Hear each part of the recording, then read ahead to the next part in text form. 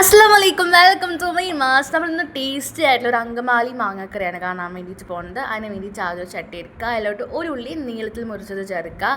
അതുപോലെ തന്നെ ഇഞ്ചി വെളുത്തുള്ളി പേസ്റ്റും മുളകും കരിവേപ്പിലയും ചേർത്ത ശേഷം നമ്മുടെ മുളക് പൊടി, മഞ്ഞൾപ്പൊടി, മല്ലിപ്പൊടി, നാരങ്ങ നീര്, ലേശം ഉപ്പൊക്കെ ഇട്ടിട്ട് നല്ലോണം ഇത് തിരുമ്പി എടുക്കാം. ഈ തിരുമ്പിയ ശേഷം ഇതിലോട്ട് നമ്മുടെ തേങ്ങാപ്പാലില്ലേ, തേങ്ങാപ്പാലും കൂടി ചേർത്തിട്ട് നമുക്കിത് നല്ലോണം ഇളക്കാം.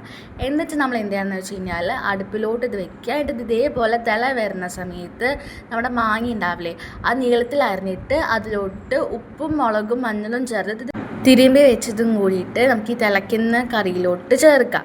എന്നിട്ട് നമുക്ക് നല്ലോണം ഇളക്കിയിട്ട് ഒന്നും കൂടി നമുക്ക് എന്ത് ചെയ്യാം, മൂടി വെച്ചിട്ട് ഒന്ന് തിള വരുന്ന വരെ വെയിറ്റ് ചെയ്യാം.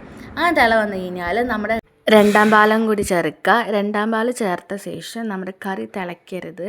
അപ്പോൾ നല്ലോണം ഇളക്കിയിട്ട് നമുക്ക് എന്ത് ചെയ്യാം, നമ്മുടെ അടുപ്പ് ഓഫാക്കുക. എന്നിട്ട് നമുക്കിതിലോട്ട് താളിച്ചൊഴിക്കാനുണ്ട്. അതിന് വേണ്ടിയിട്ട് താളിക്കുന്ന പാത്രം എടുക്കുക, അതിലോട്ട് വെളിച്ചെണ്ണ ഒഴിക്കുക. എണ്ണ ചൂടായി കഴിഞ്ഞാൽ അതിലോട്ട് നമ്മൾ ചെറിയ ഉള്ളി ഇല്ലേ, അത് കുഞ്ഞു കുഞ്ഞായി മുറിച്ചത് ചേർക്കുക. ഈ ഉള്ളിയൊക്കെ ഒന്ന് വഴണ്ട് കഴിഞ്ഞാൽ അതിലോട്ട് നമ്മൾ മുളക് പൊടിയും അതുപോലെ തന്നെ കരിവേപ്പിലയും ചേർത്തിട്ട് നല്ലോണം ഇളക്കുക. എന്നിട്ട് നമുക്ക് എന്തായാലും നമ്മുടെ കറിയിലോട്ട് ഒഴിച്ചിട്ട് നല്ലോണം ഇളക്കുക. അത്രയേ ഉള്ളൂ, നമ്മുടെ കറി ഇവിടെ റെഡി ആയിരിക്കുകയാണ്. സോ എല്ലാവരും തീർച്ചയായിട്ടും ട്രൈ ചെയ്ത് നോക്കണമെന്ന് ഞാൻ പറയുന്നുണ്ടോ. കാരണം ഈ ഒരു ഒറ്റ കറി ഉണ്ടെങ്കിൽ തന്നെ നമുക്ക് നമ്മുടെ ചോറ് ഫുള്ളായിട്ട് കഴിച്ചു തീർക്കാം. നമ്മുടെ മാങ്ങയിലാണെങ്കിൽ ഉപ്പും മുളകൊക്കെ ആയിട്ട് ആ മാങ്ങ കഴിക്കാൻ തന്നെ നല്ല ടേസ്റ്റാണ് കേട്ടോ. നമ്മളിങ്ങനെ ഇട്ട് വേവിച്ചുകൊണ്ട് തന്നെ നമ്മുടെ മാങ്ങ ഇങ്ങനെ പുട്ട് പോലെ പറയുമ്പോൾ എൻ്റെ വയല് പോലെ അത്രയ്ക്ക് എന്തായിരുന്നു ഉടഞ്ഞു പോകും. അത്രയ്ക്ക് ടേസ്റ്റില്ല, നല്ല കറി കേട്ടോ.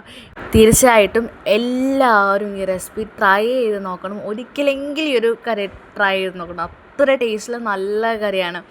ഇതുപോലത്തെ ഒക്കെ കൂടുതൽ വീഡിയോസിന് വേണ്ടിയിട്ട് എൻ്റെ ചാനൽ സബ്സ്ക്രൈബ് ചെയ്തിട്ട് എല്ലാവരും സബ്സ്ക്രൈബ് ചെയ്യുക. നമുക്ക് നെക്സ്റ്റ് വീഡിയോ ഇനിയും കാണാതിരിക്കും. Bye bye.